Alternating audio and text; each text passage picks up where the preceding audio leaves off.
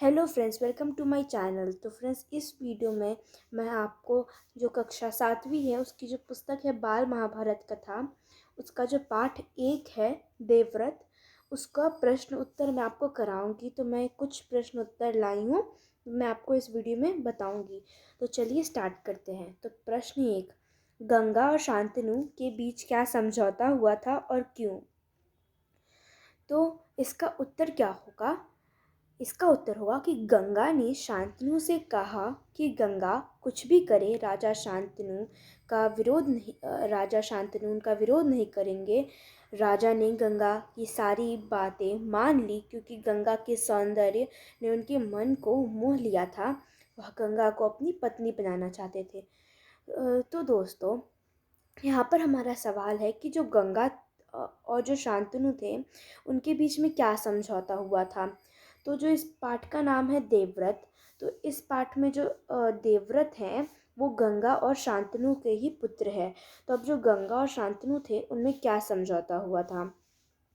तो जो गंगा थी और शांतनु थे, तो उनमें समझौता ये हुआ था कि जो गंगा हैं उन्होंने बोला था कि मैं कुछ भी करूं, आप मेरा विरोध नहीं करेंगे। तो इसमें इस कहानी में आगे यही हुआ था कि जो गंगा थी और शांतनु थे, उनके बहुत सारे पुत्र हुए, लेकिन वो सबको मार रही थी। मतलब वो जाके नदी में उन्हें छोड़ दे रही थी, गंगा नदी में।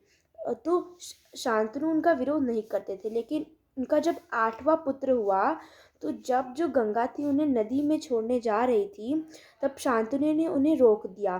तब गंगा ने बोला कि ठीक है महाराज, मैं आपका जो 8वां पुत्र है इसे नहीं मारूंगी, मैं इसे पालूंगी पोसूंगी और आपको दे दूंगी। तो वही बाद में ये गंगा ने शांतनु को उनका पुत्र 8वां पुत्र दे दिया था, जिसका नाम था देवव्रत। तो यही इस उत्तर में हमें लिखना है कि क्या समझौता हुआ था। तो गंगा ने शांतनु से कहा कि गंगा कुछ भी करे, शांतनु उनका विरोध नहीं करेंगे। गंगा की सारी बातें शांतनु ने मान ली क्योंकि जो गंगा का सौंदर्य था, उनके सौंदर्य ने शांतनु को मोह लिया था और वो गंगा को अपनी पत्नी बनाना चाहते थे। इसके बाद हमारा प्रश्न 2 है कि शांतनु द्वारा गंगा की शर्त मान लेने पर क्या परिणाम हुआ। तब जो शांतनु था उन्होंने गंगा की शर्त मान ली। तो जैसे मैंने आपको बताया कि शांतनु द्वारा गंगा की शर्त मान लेने के बाद गंगा उनकी पत्नी बन गई।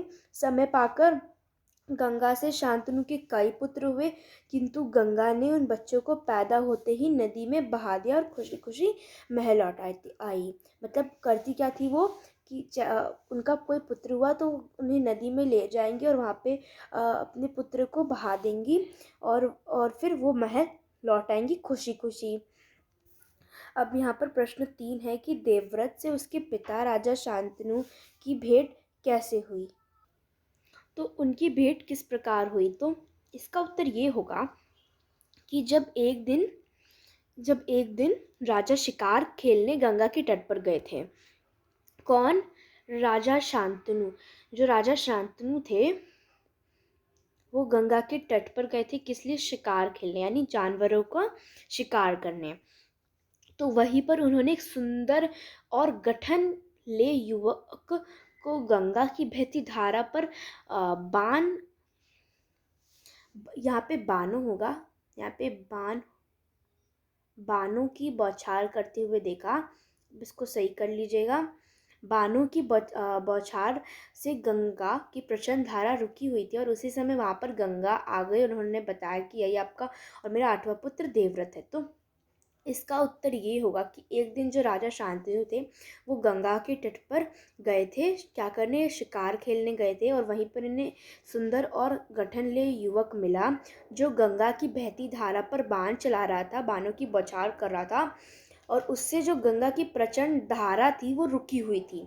तो उसी समय पर वहाँ जो शांतनु की पत्नी गंगा आ गई और उन्होंने बताया कि यही आपका और मेरा 8वां पुत्र है और उसका नाम क्या है? देवव्रत। तो ये आप ध्यान रखेंगे कि जो गंगा थी, गंगा और शांतनु, गंगा और शांतनु का जो 8वां पुत्र था वो देवव्रत था। बाकी जो 7 पुत्र थे उन्हें जो गंगा थी उन्होंने नदी में बहा दिया। उसके बाद आगे देखते हैं नेक्स्ट क्वेश्चन। गंगा ने शांतनु को देवव्रत की किन किन विशेषताओं से अवगत कराया। अब जो गंगा के तट पर जो गंगा मिली शांतनु को, तो उन्होंने अब देवव्रत की किन किन विशेषताओं से शांतनु को अवगत कराया।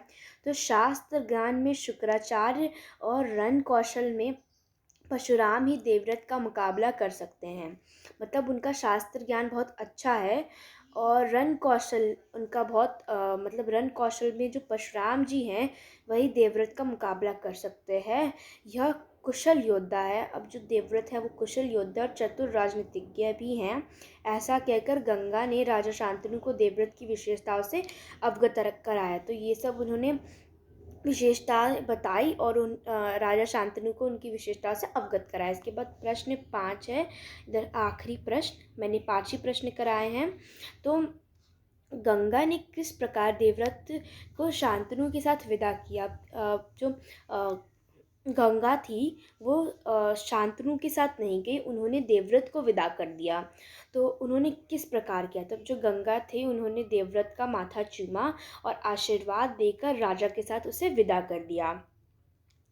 तो ये 5वें प्रश्न का उत्तर होगा। तो मैंने सिर्फ यहाँ पर 5 ही प्रश्न बताए हैं क्योंकि जो हमारा कक्षा 7वीं का जो बाल महाभारत पुस्तक है इससे आपके बहुत कम ही सवाल आते हैं और आप अगर जो चैप्टर है उसको ठीक से रीड कर लेंगे तो आप ये सारे सवालों के जवाब दे देंगे।